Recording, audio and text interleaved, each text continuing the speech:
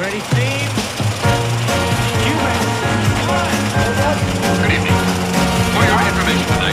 Hi, I'm Jesse Mullins. And I'm Lauren Milberger. And this is FYI, The Murphy Brown Podcast. Been waiting 30 years to talk about it. I love that Jerry is kind of his kryptonite. But every line is a gem. We love a short king. Such an ass. Too busy watching the heat develop. She's in full flirt. And on today's episode, We'll be talking about Season 3, Episode 5, The Gold Rush.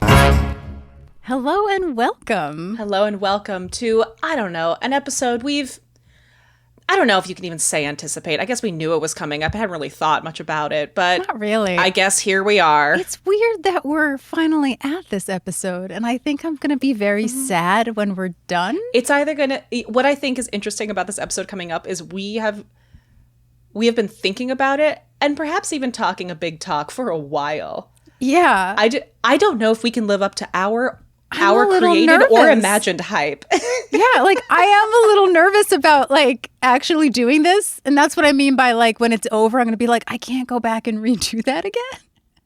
Team, just listeners, a little behind the scenes is there were conversations about when to schedule recording this so that Lauren could be in the right headspace to talk about this episode. There was this has had such a buildup.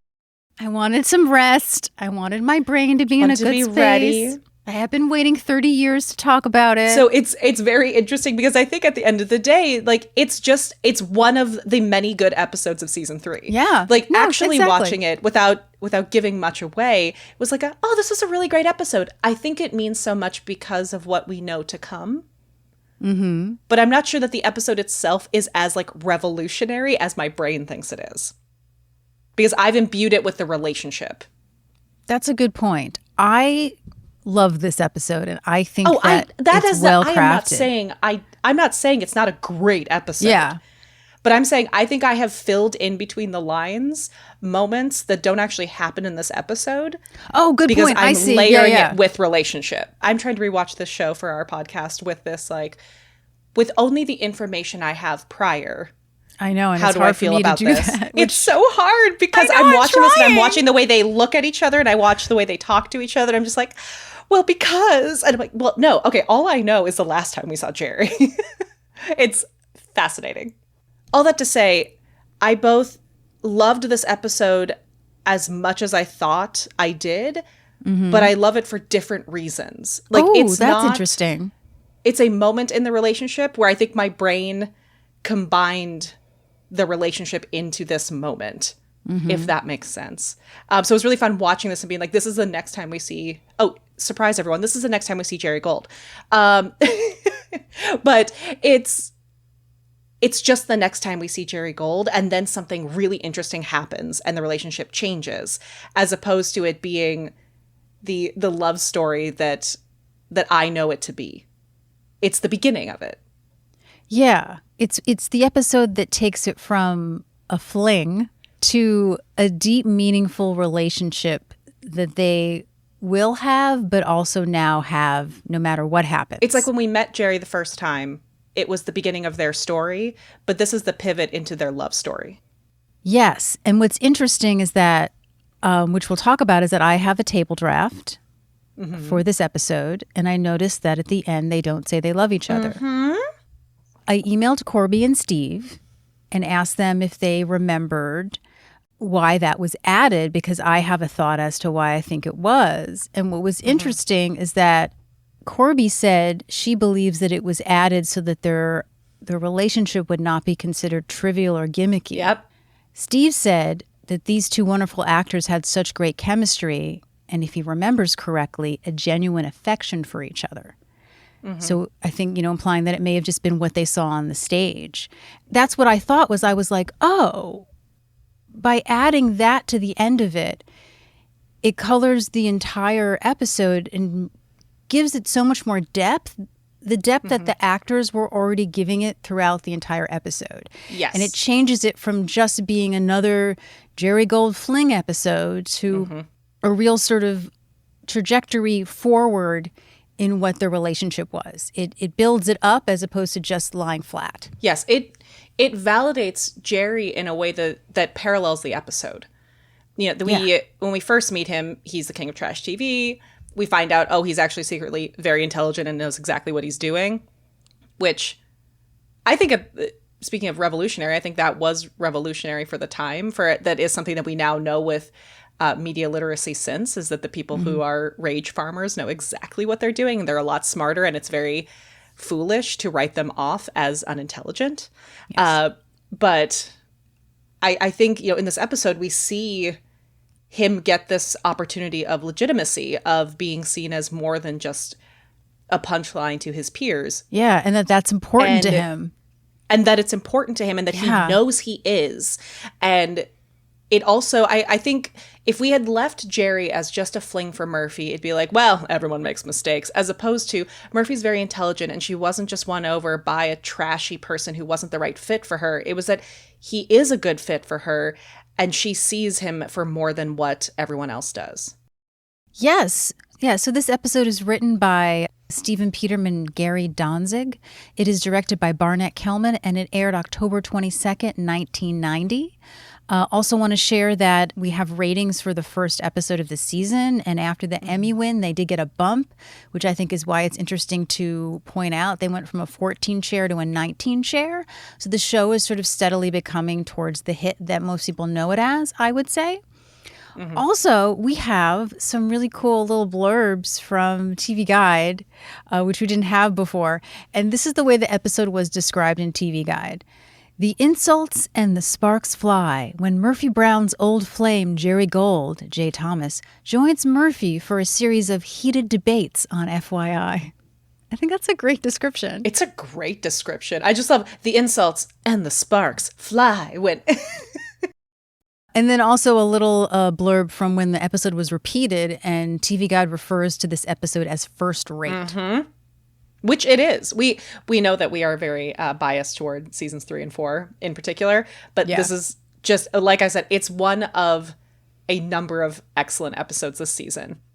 I love that the level of this episode becomes a standard that I'm like, yeah, it's another good one. Yeah, and even though it's about Murphy and Jerry, for the little that the gang does, they're like at the top of their game working as an ensemble. Yes. There are so many great moments of them individually that I just love in this episode, even though they're not the main focus. It's so the background good. work by the gang is incredible. Everyone has a little moment that is one of my favorite parts of every scene. Yes, no, agreed.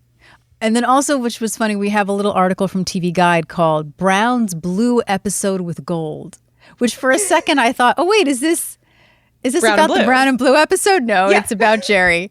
And it's this little tiny interview, and it says that Murphy Brown and talk show host Jerry Gold will rekindle last season's romance, quote, even hotter than before.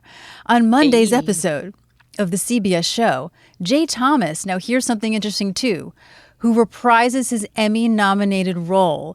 This is the only article that does state he didn't win. Because he wins for this episode, so therefore... when this episode aired, he had not won. He'd only been nominated, whereas everything else, including the Emmy website, says that Jay won. It's so bizarre to me. Jay Thomas, who reprises his Emmy-nominated role as right-wing sleazoid with a soft side, reveals Jerry and Murphy actually do the dirty deed, and a member of the FYI staff catches us.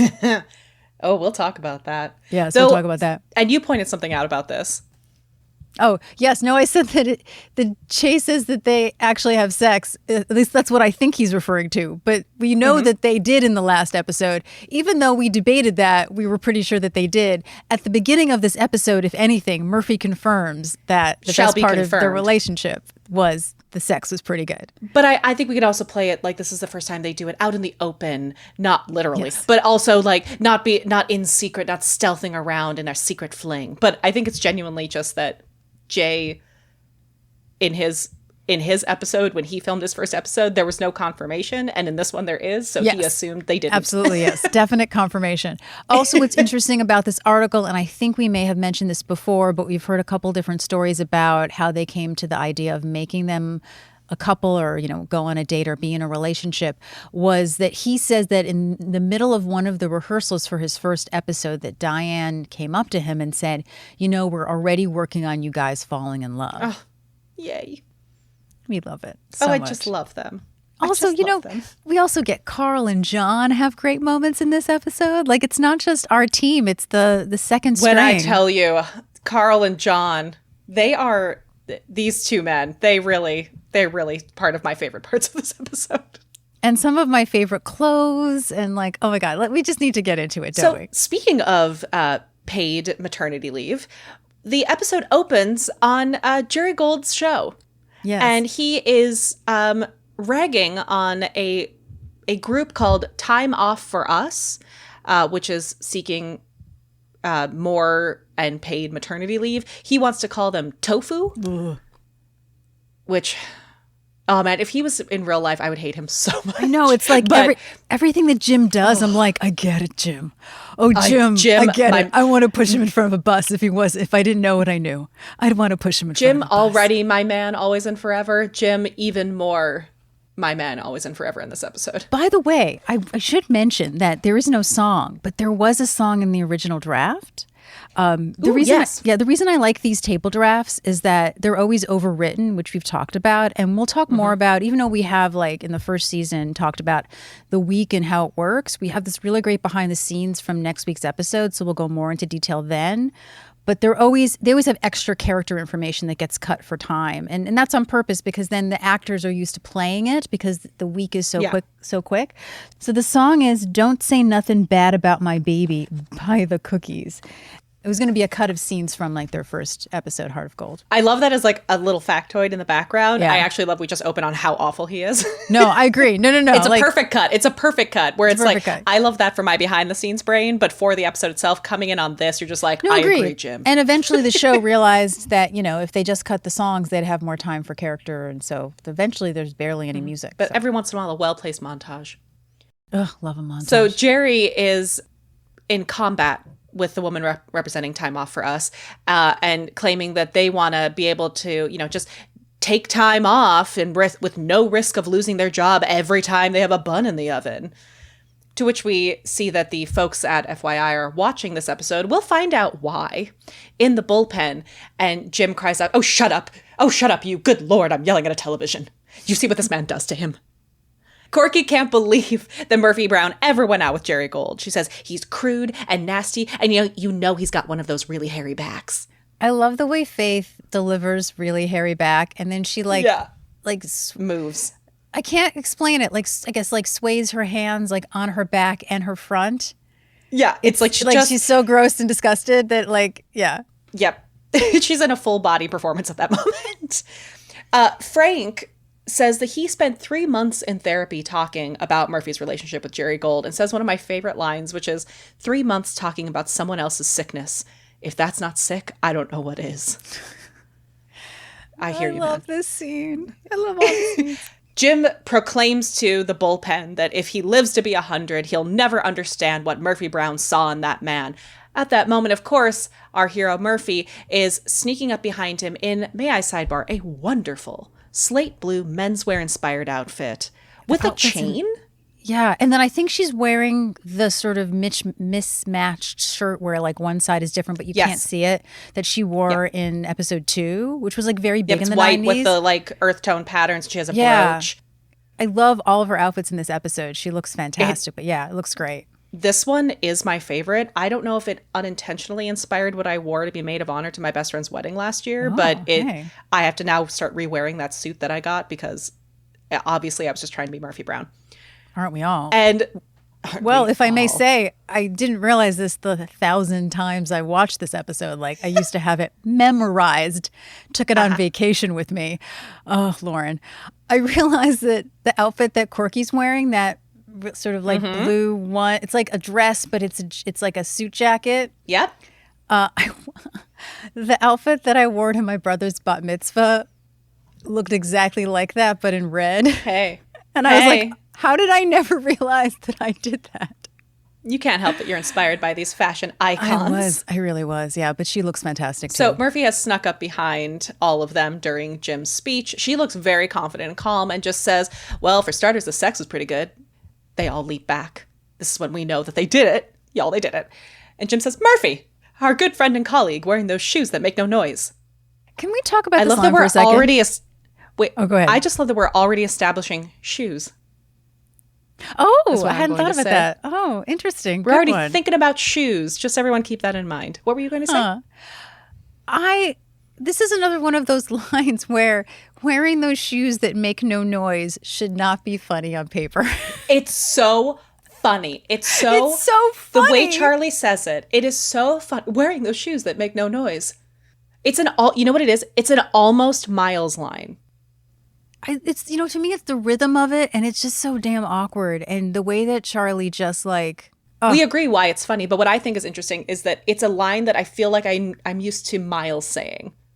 That type of humor I hear so often from Miles, and I think it's because Jim is rarely knocked onto his heel and awkward and unsure of what to say. yeah, and usually And has to ramble.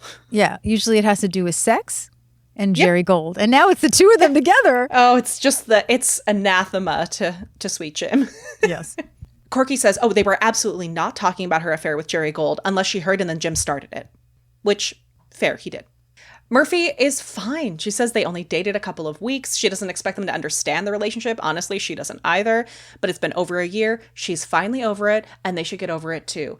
What I like is this is one of those times in a sitcom where they're not playing she's clearly not over it and pretending that she is and just she doth protest too much. She genuinely does seem fine and over it. There's not a fakeness to it, which I think is a very common sitcom trope. And no, I'm fine. I'm over it. I'm fine. I don't care. Yeah, I love how Candice plays it, honestly, through this whole She's thing. chill. And even both of them. It's one of those things where, and you imagine Jerry took the job because he probably said the same thing. It's when they're in the same room together. Yep. And they see each other, and then they have that same banter. Yep. It's their presence, It's after nose to nose. It's when they once nose to nose is incepted, they're doomed. What I love about their relationship, and I think this is part of it, is this incredibly equal, respectful maturity they have about each other, even when they're being immature. Because when they ended things the last time, it was with such understanding and respect and a knowledge, and there was nothing left really unsaid. There was they're just so mature and grounded in the rightness of the decisions that they make, and they made it together. That's a really good point. Yeah. Considering two people who get off yelling at each other, that's never how they ended. Exactly. Never. And I love that. And I honestly think that had a huge impact on me as a young person watching this. When I think about, obviously, a lot of entertainment and content that we consume, especially when we're young and growing up, but the majority of what we watch is about human relationship. Whatever stories we tell, it comes back down to the human relationship factor. That is what is compelling. Those are the stories we're telling when we whittle them down to the basic 3 stories that everyone tells. And for a young person watching a lot of sitcom and rom-com romance growing up, because that's what was in front of us, this type of dynamic was really unusual, especially because it was from a more mature couple, both age and emotionally. But also seeing it with that dynamic of I was a big consumer of, they banter because they hate each other, but they actually love each other. That was just one of my tropes that I loved. Oh my gosh. But seeing it be non-toxic, having that be kind of their kink together, but seeing that their actual relationship and true communication was healthy and kind and respectful really impacted me in ways that I'm just kind of now realizing as I get older. Yeah, there's a line, not that you don't see it in his face the whole time. In Jerry's last episode, when he asks her about her cancer, he's like, I can't think of anything hurting you. Oh, God. That almost made me cry. I love that line so much. I love them. I just love them. And I love that I get to love them with you. You used to just be me, and now I have you to talk about it with. We'll never be alone again. Never be alone. Okay, so yes, Murphy says this. We believe her, which is so refreshing. Yeah. Our attention is brought back to the screen, and Jerry announces that it's the last show. He says, maybe Oprah and Geraldo don't mind spending their time listening to every whining weirdo that comes down the pike, but after 8 years, he's had it. He's moving on. So he starts to walk back to his chair and says, so go on. Get out of here. I'm sick of looking at you. Murphy is standing kind of slightly apart from the rest of the bullpen watching that, and she's gazing at the screen, truly surprised and impressed. You see all of these emotions go across her face, and she says, unbelievable. Jerry Gold left a 30-share show. Let the villagers rejoice. Frank yells out, let the villagers rejoice. Everyone cheers. But I do want to go back to the 30-share thing, which is comparing to what you just said about where Murphy Brown is currently. Oh, yeah. Let's give some context. So what were the ratings for Murphy at this point? They'd gone from 14 to 19. To 19, yeah. So and Jerry Gold's leading. Yeah. Like Murphy Brown would, the show, like Meta, the Murphy Brown show itself at this time would kill to be a 30-share show. Yeah, it's not doing as well as Jerry Gold is. No, so that's like the level of popularity that Murphy Brown has at the beginning of season 3 is excellent for a new show, and it's about to get way more excellent. And they wouldn't have known this also when they wrote it, right? When they filmed and wrote this, they wouldn't have known that the first episode was going to like give them a bump thanks to the Emmy. So So the level of show that Jerry Gold has in the Murphy Brown universe is beyond, and he's choosing to leave. You see Murphy just kind of have this like, I never thought he'd do it. She's impressed. She's so impressed, and you see her seeing the man that she fell for, who is not the character he plays. Yeah, it's reminding her why they had the fling, to quote TV Guide. And it's reminding us as well. Exactly. Yeah, no, again, another reason why I like this episode, because it's like even the small things all infuse the plot and help make the story arc so much more believable. But you know what I also love about this scene is when everyone sort of is talking at once and she shushes everyone by like literally putting up her arms like a queen. Everybody shush, like I am paying attention to this. Mm-hmm. I just love that moment because of how she just commands the space to be like, no, this is important to me. What I also love about that particular moment is she's more playful, she'll yell, she'll be whatever, but when she actually needs everyone, she has that power and she doesn't always utilize it. I wanted to use the word elegant, even though that's not really, I guess, what's happening necessarily. But also it plays into this entire scene where Miles and Murphy are so mature. Yeah. So mature about this. This is why I go back to the carriage that she has when she talks about it, because Murphy pretty much always coming from a position of power. Yeah. And sometimes it's more in the Mike Wallace and Address energy, where she's a little more energy forward and like aggressive in her stance and in her speech and everything. She's very sat back in her heels. To simplify it, there's a much more masculine air to her, where she's just relaxed back. Her pace is a little slower. She's more confident, and she just commands the room in a way that is very grounded, mature, and confident. And we often see her just going for it because she's a go-getter and she gets her thing. And she we get a high off of Murphy just like bulldozing the room. But it's very interesting, these moments when they choose to have her sat back and confident. She's always confident, but this is different. And in a way, which we're going to get to the scene when she finds out, right? She doesn't get mad. She just sort of sits there and ponders it. Yep. It's really interesting. And so you also get the sense of like, is she more upset or worried about the fact that what his brand of journalism brings to the show? Or is she more sort of bewildered and unsure how she can be professional working with an ex? I don't actually want this answer, so I'm going to say this right now. But I love that I don't entirely know what she's thinking. Agreed. I like it. I love the writing and the performance choice of that. I don't truly know, and I think that's what's really compelling about this first scene and this episode. Yeah, because it leads into the next scene, because if you didn't, know that this is what Jerry always does, if you didn't read the synopsis, right, you might be like, oh, how is she going to handle it? I'm not sure how she feels. Yeah, no, I love it. Everyone cheers. And Miles arrives. He says, great, they're all here. They can get to a few minor announcements. Just minor announcements. First one being, hey, some people are parking a little too close to the edge of their spaces. It's making it hard for other people to park. So, be better about that. Second, Jerry Gold is joining our show. Anyway, and big screeched, wait a minute, from Murphy. She stands up. Did they just hear him say that Jerry Gold is joining FYI? That's not what you said, is it? It couldn't be what you said. Could it?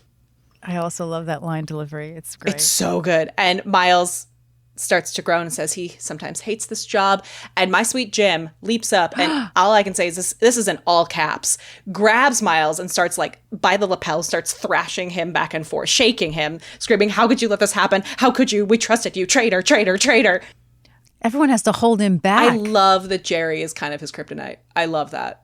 Even more than some other dunces he's had to deal with because he's not a dunce.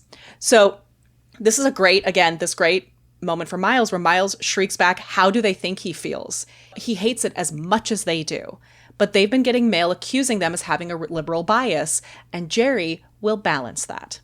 What I like is that this is one of those things where it's not just Miles being told by the heads that he has to do something and he doesn't like it. He doesn't like it, but he also understands why. Yeah, no, he's such a professional in this entire episode. Sweet Frank says it's a nightmare. He always has this kind of dream when the blanket gets all twisted and he can't move his arms. Corky has one of my favorite lines where she begs Miles to say that he's not going to be sitting at their anchor desk. I don't want that. It's our desk. You have to build him his own little desk, and it can't be touching ours. She's so good. Faith is so good. I will never impersonate Faith because I can't. But every line is a gem. Every damn line is a gem. Good in this episode. So Murphy's not saying anything. She says, how do I feel about this? How do I feel? And Miles sits down across from her and says he swears he fought the network on it. And Murphy continues and says, on the one hand, it could be horrible. On the other hand, I could rise above it. View it as a test of my character. I could accept the situation like a professional journalist. The gang protests. And she says, no, she's surprised to hear herself say this, but the idea of seeing Jerry Gold again doesn't affect her one way or another. And she's clearly very, I'm shocked by my ambivalence. Yeah.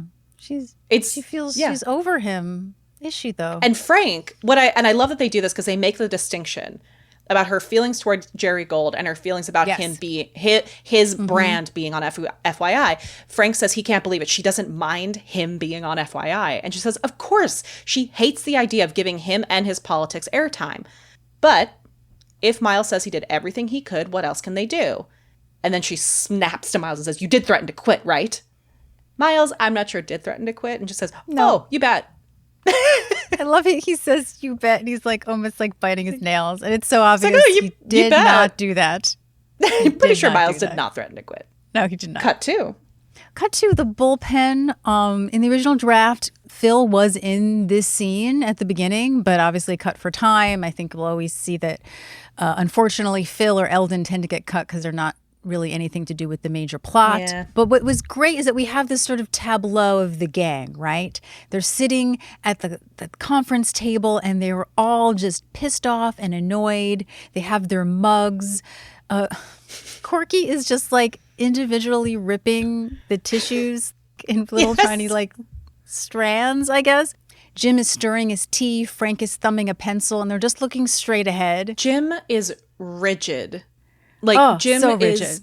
I definitely stir my cup with the same pursed lips that Jim does when I'm really particularly agitated. He is so still.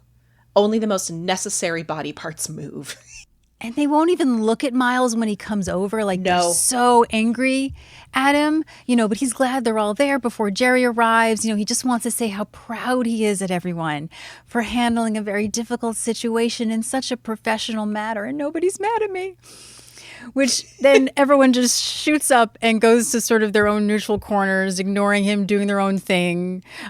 Particularly Jim is just sort of pretending to read a newspaper, really in a very angry way. Miles is not happy that they're mad at him, of course. And he says that, oh, come on, it's ridiculous. If Murphy can get past her history with Jerry Gold, so can we. When Jerry arrives, he just wants to show him that, the group can get through any challenge with courage, grace, and dignity. To which Jim says, I'd rather push him in front of a bus. That's my man. That's my man. And then our man Jerry comes off the elevator, so proud of himself, big grin on him. So happy. Proud. Huge grin, hands out. Well, hi there, coworkers. Jerry's here. Yes, the happy day has finally arrived. And who would have thought it, huh? Jerry Gold on FYI. Oh, and me without my camera. Talk about your Kodak moments. He's such an ass. He's insufferable. Ugh. Miles is the first to offer his hand. And I know this is trivial, but every time I see this scene, I always notice how they're exactly the same height. Yes. But like, I'm sorry, Jay, but like 90s cut of blazers back then, like where it goes almost past the knee or to the knee, it does not favor him well. Oh, no. It didn't favor a lot of people well. No, it just makes him look But shorter. especially not our short kings. Yes, we love a good short king here. We love a short king. In the stage directions, it says that you can cut the silence with an axe. I love them so much. I love these writers so much. So Miles really, is just letting him know that, that they want to work together as a team, really sort of encouraging the gang, to be involved, which they're not. He's there if Jerry's willing to be there. Mm-hmm. And what I love is that Jerry says, "Oh, I'm touched. I don't know what to say." But the indicator in the script says with the sincerity of a Vegas lounge act. Oh, God, it's real. Which, of course, is like, yeah, that's totally how Jay's doing it. That's our guy. So he's like, "Oh, I'm touched. I don't know what to say." And then he goes, "Oh, what the hell?" And then Bear hugs Jim. I wanted to push him in front of a bus for Jim. It's just the worst thing you could do to my man. Yes. I mean, and as we'll see, and as we've talked about, Jerry is a troll. He looks about the room. He picks what each person he knows feels vulnerable about, and he goes in for the kill. The worst thing about Jerry Gold is that he's so good at reading people. Oh, so good. It's his weapon. And he's like, it could be his boon, but he uses it as a weapon. And he loves it. He loves just like getting under people's skin. And what I also love is that like Jim just looks like it's the grossest thing. It makes him so uncomfortable. He's like grimacing and trying to move his head away. And then, of course, he puts salt in the wound and goes, "Jim, it feels good to me, too. We don't want the others to be jealous, do we?" It's so funny and so mean. Then he goes after Frank for riding a tractor in his Plight of the Farmer piece. Again, tries to go after either him being boring or his masculinity. And then always to Corky, assuming that she's an idiot. And I'm sorry, Corky. I'm sorry. I love this line so much. Yep. He says, "Sherwood, have you ever figured out why drive-in movies don't have matinees?" Honestly, it's such a good dig. Again, it's how dare he, but also well done. Yeah. And then Jim, of course, he's had The other thing I love about that is it's not just a bimbo joke. It's a virgin joke. Oh, really? I think it's a simple Puritan. To me, it's a like mocking the simple girl from a small town who doesn't know the world in both intelligence and purity. Oh, that's interesting. I didn't see it that way at all, but she's pristine, and she's that, that early 80s style that we've talked about of the frothy, sweet girl from a small town. And he treats her like a bimbo. Because he knows that it's going to get her goat. Sort of emphasizes what we've said about Jerry in the past, about he revels in it. He literally revels in it while they all yell at him. Like he just loves that they're all annoyed by him. I guess it's because it's like he has all the power in the room. Yeah. Which is why it makes it so interesting that this is the moment that Murphy comes off the elevator. Because Jerry changes instantly. And it's not just that everyone in the room kind of stops because they know what's about, they have a history and like this is going to be awkward or weird and everyone wants to know what's going to happen. Jerry literally just, everything stops and he just looks at her. Stops. Yeah. He's already in love with her. Just seeing her. I guess what I'm saying is he drops the entire facade. I was going to say it's the embodiment of meeting your match. No one there is a match for him. She walks off and immediately like the atmosphere in the room changes. And the stage directions say that Murphy is completely in control, whereas Jerry, his showboat attitude drops away as the others watch intently. Oh, and it does. I love it when I read stuff like that in a draft, in a script, and see how successfully it happened on screen. Because we talk a lot about, as writers, we don't get to give thesis statements once somebody takes over our piece and it is being produced. Now it's in the hands of the others. And so you hope that what you strove for ends up in the final product. But this is one of those really satisfying moments where what they wrote there is exactly what happened on screen. And it's so ephemeral You know, like this concept of what they wrote and the fact that these two actors made that happen. It's not just like we wrote and he walked 4 steps and the 4 steps happened. It's this thing that can only happen kind of metaphysically when the people understand what they're doing. And it happened and we watched it, and that's how I would have described it. Yeah, and that's why I love reading it. Murphy and Jerry exchange very awkward pleasantries, we might say. Miles says that they should get to work. Miles, again, being so great, so professional. He says, we don't stand on ceremony, that Jerry can sit anywhere he wants. But if you notice, Jerry, never takes his eyes off Murphy the entire walk to that table. Yep. It's there.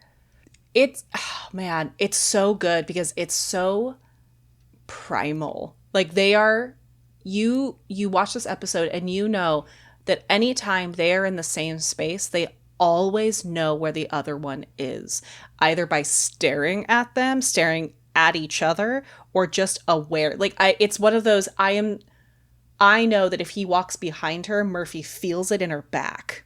It is this magnetism to each other that you see with couples sometimes where they're just so aware of each other. Let's talk about Murphy's choice of clothing to wear. To see him again?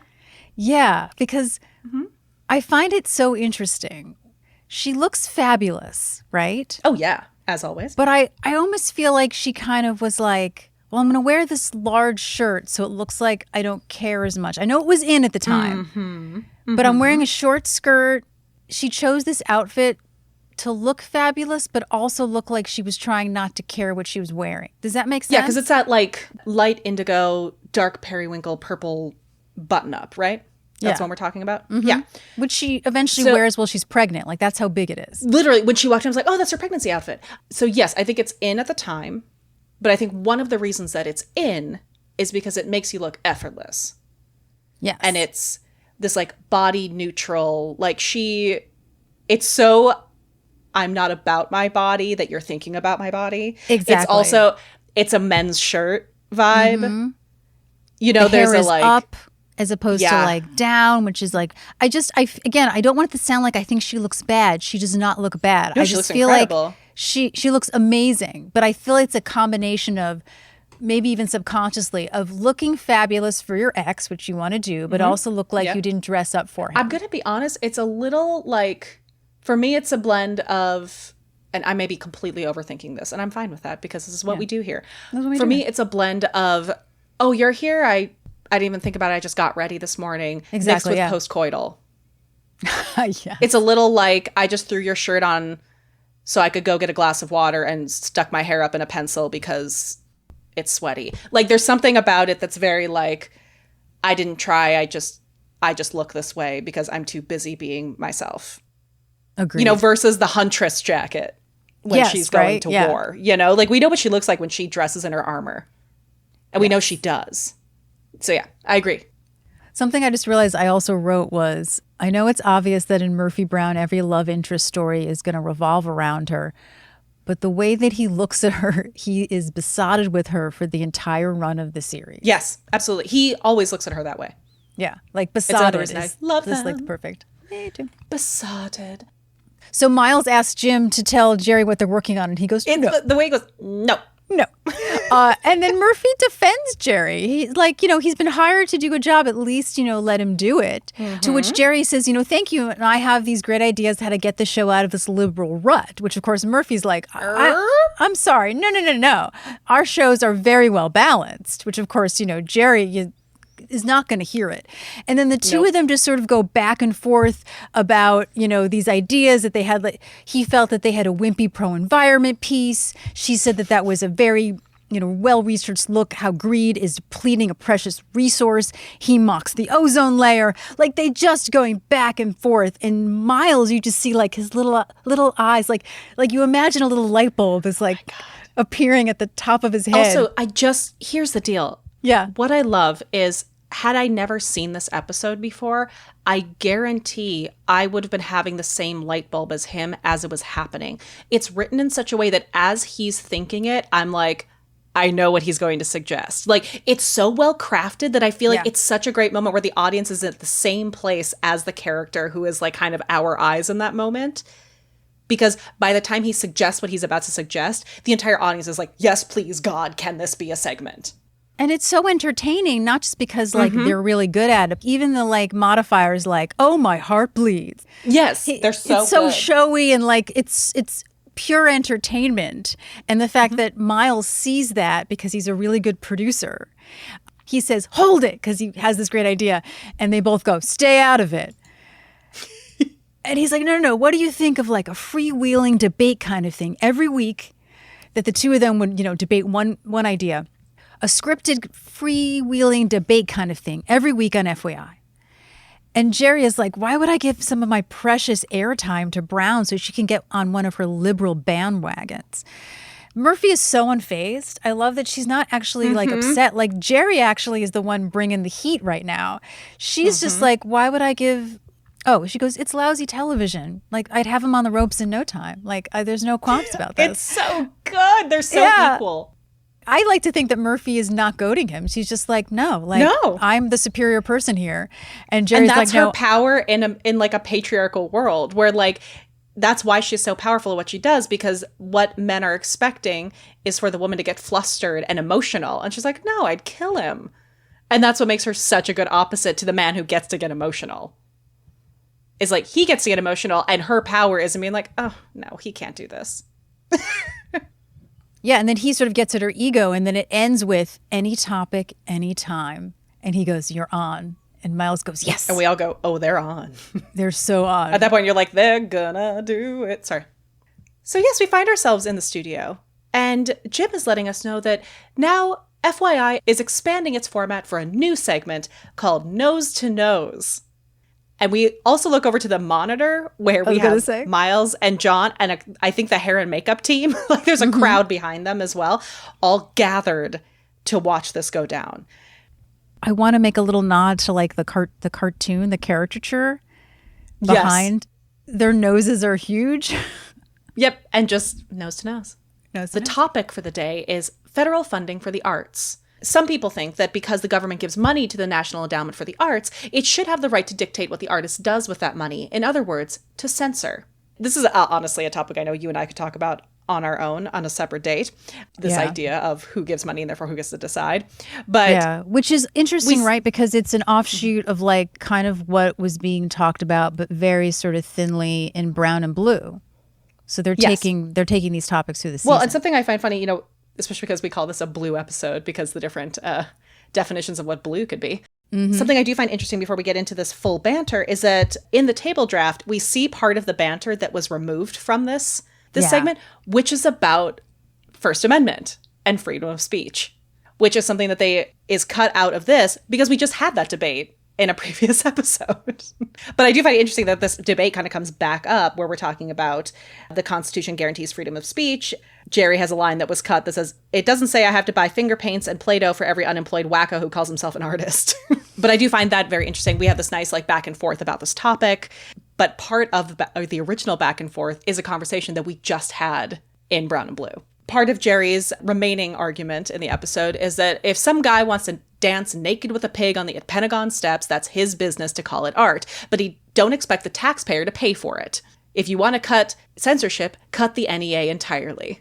Murphy fights back with, every great society has helped support the arts. What is Greece without Sophocles or Italy without Da Vinci? And she says, you want to tell me Jesse Helms would have considered Picasso work suitable for framing?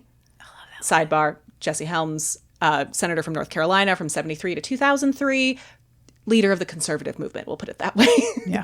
What I like is as this back and forth is starting and they're clearly equally matched. They both have a really strong opposite opinion about the same thing, but they also slightly agree with each other's, but they find ways to very intelligently twist the other's point of view. And you can see Miles and John behind the monitor are getting excited. Jerry comes back with the, well, if you've got talent, you'll find a way to support yourself. Love that argument, because that's how that works. Bootstraps. Yes. I was like, oh, Jerry, no, you lost me, man. And Murphy says, you don't get it, do you, Gold? Without funding, we wouldn't have the music of a Mozart or whatever. And Jerry, this is, again, the, like, I love this segment, and it's so perfectly crafted because, again, in a patriarchal society like this, Murphy has to stay calm and intelligent to the point of condescending, whereas Jerry gets to get loud and emotional and raise his voice. Yes, he does. So he raises his voice and interrupts, do you mind? I'm not finished. And at that moment, everyone behind the monitor gets excited because now he's yelling at her. And he starts very loudly talking about urban intellectuals and how they know what's right. And she interrupts him with, oh, that's right, I forgot. We made our contribution to culture. We invented the fast food restaurant. And at that moment, we cut to the monitor, and John, in one of my favorite moments, like cuts over to gesture to Jim like he's a conductor of an orchestra, for Jim to just like end the segment and say, we'll be back next week with more of that, as Murphy and Jerry just keep fighting off in the corner. And the episode closes. The FYI episode closes. Yeah, I love that you hear, cut their mics. Like, cut their mics. They won't stop. They have no idea that it's like moved from them at that moment. Like, they are still going. I love that as they're debating art, Jerry's last line is, I can't believe a woman whose singing voice can peel the paint off a Buick is going to lecture Literally me. one of my favorite lines of this entire episode, and it's just barely overheard. Can peel the paint off a Buick. It's, again, the way that they know each other. Like, the idea that, you know, when we first meet Murphy in the opening episode, in the pilot, she gets caught singing because she only does that when she's at her most comfortable and vulnerable and herself. Good point, right? And the fact that Jerry knows what her singing voice sounds like, her full abandoned singing voice, is, I just love them. So the episode ends. They clearly finally clock that no one's filming them anymore. And Miles is thrilled. He leaps up to stand behind them and tell, everyone on set. He's celebrating the show, saying that was television with a capital T. It was raw, it was electric, and it was my idea. He says, party at Miles' place. They're going to welcome Jerry to the show. And then he puts his hand on Jerry's shoulder. He's being so professional. He loves Jerry now. He's like, let's welcome Jerry, man. That, like, look at this idea we had. Look at this brotherhood of ratings I have created. Yeah. He is so happy. And yeah, he's such a professional. He's like, welcome to the team, buddy. You're valuable. So everyone starts heading out. I love that, like, they finish the broadcast, and everyone's just like, bye, and just starts taking off set. Yeah. Jerry starts standing up, and they start making their way with everyone else off set. Jerry says that was quite a workout. She didn't miss an opening. And she says he wasn't so bad himself. Dancing naked with a pig. That's a pretty good comeback. And they're kind of walking next to each other, doing that thing where, yeah, they both are very aware of everything the other person's body is doing. Like, they're very aware of where everyone's hand is. Everyone's, like, they're looking at each other, they're not looking at each other. And finally, they kind of end up in front of each other. He asks if she's going to the party, and she says, well, a girl's got to eat. And he says he'll drive her. That line, which is not in the original script, a girl's got to eat, is so not Murphy. And so flirty and so like girlish, right? Like, which is not something that and not that, again, like the antiquated idea of what girlish is, right? Not to gender it in a modern context, but like this idea that traits that are not associated with Murphy at this point in time of just like, in a way that is not usually her MO. It reminds me, I have a friend. I won't name them because you could contact them and find out the story, and I don't want you to, who did not believe me for years that I have no game. None. Nope, absolutely not. I could seem like I do, much like I could seem like I'm funny until you tell me to be funny, and then I lock up completely. Like, I could never do stand-up because, not on cue. I'm just a weird person. I have game until I realize I need to have game, and then I have no game, and then I lock up completely. My friend did not believe me that this was true. They were positive that I was lying and that I had game when it came to flirting. And then they witnessed me at a Halloween party where there was someone there that I was in an, like, casual flirty thing with. And they were standing there when this person made a comment to me, and I made one of those kinds of comments back because I thought it was just the two of us. And it was, very out of character. They heard it. they still bring it up. It's been like 10 years. Oh, no. Because they were like, I didn't believe you. That was the worst thing I've ever heard. That was so cheesy and lame. And I was like, great, cool, thanks. So that was my, well, a girl's got to eat moment. Except Murphy actually pulls it off. She does. And then also the fact that he's like, I'll drive you, which whether they mean it or not seems to me to imply, well, then I'm going to drive you home. Also, I think it's an even dirtier way to go with that. And I think that that's part of their dynamic as well, because I don't think a lot of people can take the power away from Murphy Brown. No, they can't. But she isn't. She's in full flirt. I think she lets someone drive when it comes to Jerry. I think she lets him drive. But cut to. Ooh, I have a lot of images, which we're about to get to because we will talk about that. So does Carl. Yes, so does Carl. So we are in Miles's apartment, and I would like to read to you the description of Miles's apartment in the script because I think you will. Please do, because I have thoughts. Okay, good. The walls and carpet are gray. The furniture's gray, black and white. There's glass and chrome everywhere, and the lithographs are the ubiquitous geometric shapes that are the 90s version of Keen's paintings of children with big eyes. There's a door leading to the kitchen and another to a bedroom. The party's in full swing. And then it just says Murphy and Jerry are talking intently. Oh, here it is. We won't hear everything they say, but it will be clear their old heat is coming back. Yeah, to me, the apartment is every yuppie in American Psycho. Yes. Oh my God, yes. This is every guy that Patrick Bateman hates in American Psycho. It's their apartment. It's minimalistic. There's not a lot of color except for that sort of like red light globe thing. It's like industrial meets futuristic. It's angles. It's contrast and metallic. It is 80s yuppie culture. And then I'm trying to place that big sort of photograph on the wall. Is that Huntley and Brinkley? Oh, I don't know. I did not clock it. I was too busy watching the heat develop. Well, yeah. I mean, of course.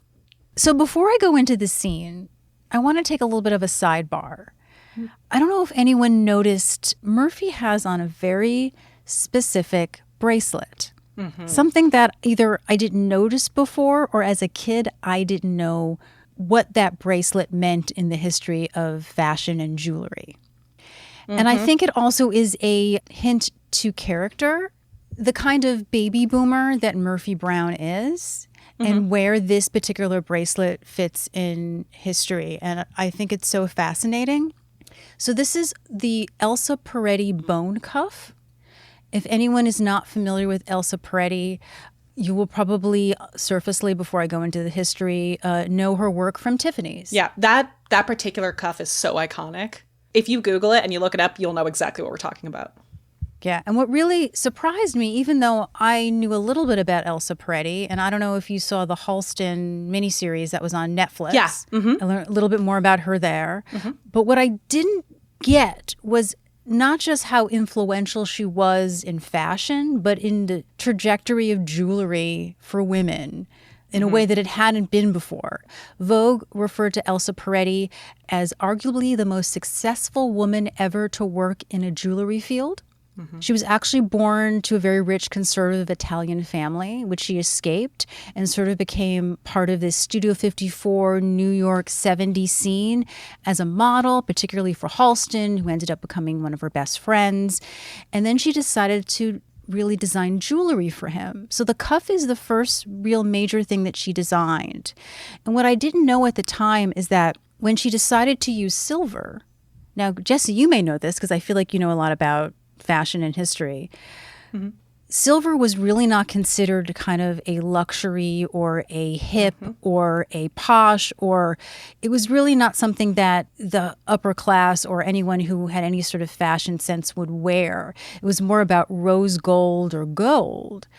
And do you want to say something that you know about that, or you? Oh no, I know about that, and I've always been fascinated by the how we live in this time of mixed metals, because there was a very specific, even having to specify on certain jewelry that it was white gold, not silver, because you didn't want people to think you had silver, because white gold was at least luxe. But the idea of, that yellow gold in particular was particularly luxe versus silver.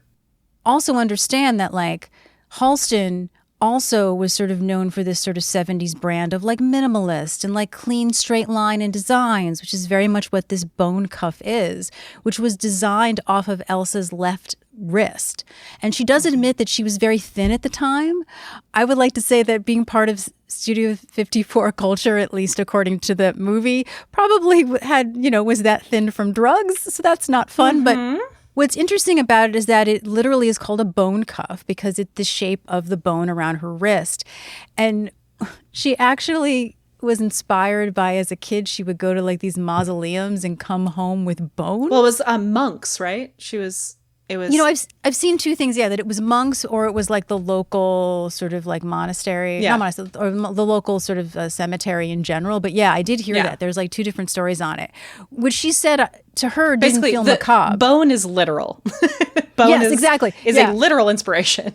But I love that she said it's not macabre. It's just something that I did. But I think that what she's saying is that as a designer, right, she just sort of was fascinated with that line of the wrist and the hand. Also, just a little sidebar is interesting. These cuffs also were used in Wonder Woman 1984. I was going to bring that up, that she wears them in 1984. Yeah. Yeah. Halston was very big with Liza Minnelli. I would say that like Halston is to Liza Minnelli in the 70s as Bob Mackie would be to Cher or Carol Burnett, just to sort of give you that idea. He was also known for using fabrics that weren't used a lot. So they were both experimenting. He used cashmere and ultra suede and was really sort of creating this sort of casual elegance for the urban lifestyle, right? So here you have these women in the 70s who are making their own money, right? Wanting something that is stylish but also casual. It also works for work. And so it's interesting to sort of see how that's where Murphy is, right? And even Candice. When I think of like this sort of 70s kind of woman, particularly New York woman, even though Candice is from California, I think of Candice Bergen. So this cuff becomes huge in 1970. By 1974, she is the head silver designer at Tiffany's. And by 1979, she is the head jewelry designer for the entire company. It pays to be different. Yeah, very different. And so the last thing I just want to add that really sort of floored me about this and why I think it really sort of, the cuff and Halston in general, particularly the cuff, which has been referred to as armor, came about in this time, right, into the 70s being this very particular feminist wave, is that her quote was, "You can't afford gold and men have to buy you diamonds, so you're going to wear silver." So in a way, it's kind of this feminist piece of jewelry without really realizing it by saying, you decide. You have the money, you can afford this, you can buy this for yourself. Don't let someone else buy it for you. So I think of like silver as part of the 70s. I was brought up liking silver, having no idea that it originally was not something that was considered stylish. I was brought up preferring silver tones. And I realized how much jewelry my own mother has from the same part of that generation. A lot of silver jewelry. And there's also gold jewelry now as well. But there's a lot of silver jewelry in my mother's collection. And I realized that I grew up preferring that tone. And I wonder if that's part of it. Now I have a ton of gold jewelry as well. And I mix metals, which I appreciate about our generation of that we get to buy ourselves our own jewels. And yeah. And just really quickly, also, people might know the open heart and the bean design. And the bean is actually how I was introduced to Elisa Peretti. I never really owned a lot of jewelry. You know, I didn't come from a rich background. But for my bat mitzvah, which would have been 1990, funny enough, a relative who couldn't come, who I didn't even know that well, but they lived in New York, probably like opened up the catalog and picked out something small. And so for like 20, 25 years until I lost it, my only piece of jewelry was a Peretti bean. And it really meant a lot to me. I wanted that so badly. I grew up wanting one of the beans. I wanted one so badly. To me, that was such a status symbol of like simple elegance. I remember when I was moving to New York at 22, being like, I'm going to buy myself one of those. And I never actually did. I always wanted one. To me, that was such a simple symbol of status and elegance. And it's something I didn't know until I was an adult, really, that it was a big deal. Yeah. It's gone now, but it was so part of my identity for so long because it was the only piece of jewelry I wore. So I'm glad we could talk about Elsa. Join us next week for part 2.